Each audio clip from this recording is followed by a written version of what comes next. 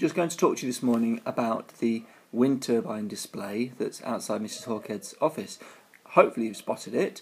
You may not have understood what it meant. This is connected to our wind turbine on the top field, and when the wind blows hard it generates some electricity. The blades spin and that spins magnets inside the turbine, and that generates electricity. Now at this particular moment when this photograph was taken, the wind turbine was generating 2,460 watts. Now, electricity can be measured in watts, and there are 1,000 watts in a kilowatt. And the word watt is named after a scientist who discovered a lot of things about electricity, whose surname was Watt. Now, 2,460, does that sound like a lot? Well, it's not a great deal. Depends how you think about it. If you think of a laptop computer, that might take 50 watts to power.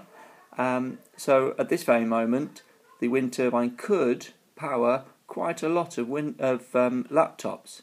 Take a few moments now to think about how many laptops could have been run by the wind turbine when this photograph was taken.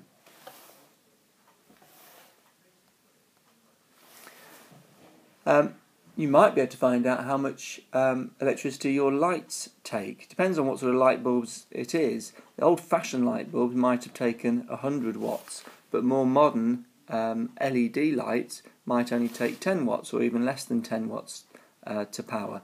The wind turbine at this point, 2,460 watts, would power a lot of lights.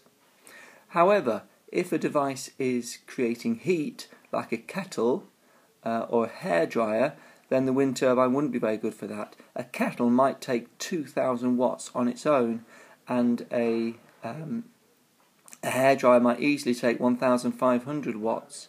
A hoover, depending on how powerful it is, might be 800 watts, might be 1,000 watts, maybe a bit more. A microwave oven might be 750 watts. It's quite interesting. You can often find a label that says how many watts a particular appliance is using.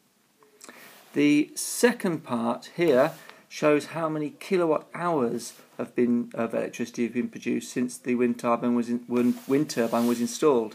Now, actually, the wind turbine was broken for a long time, so it hasn't actually produced very much. A kilowatt hour is a measurement of how many hours of 1,000 watts the wind turbine's been generating. It's quite a hard concept there. A kilowatt hour would be able to power 20 laptops, 20 lots of 50 for an hour, is one way of thinking about it. And the bottom part is the weight of carbon dioxide pollution that has been avoided by running the wind turbine.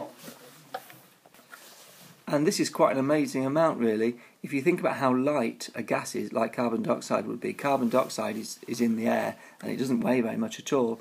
But the wind turbine so far has saved over 3,272 kilograms of carbon dioxide, and there are 1,000 kilograms in a ton, so 3.272 tons of carbon dioxide.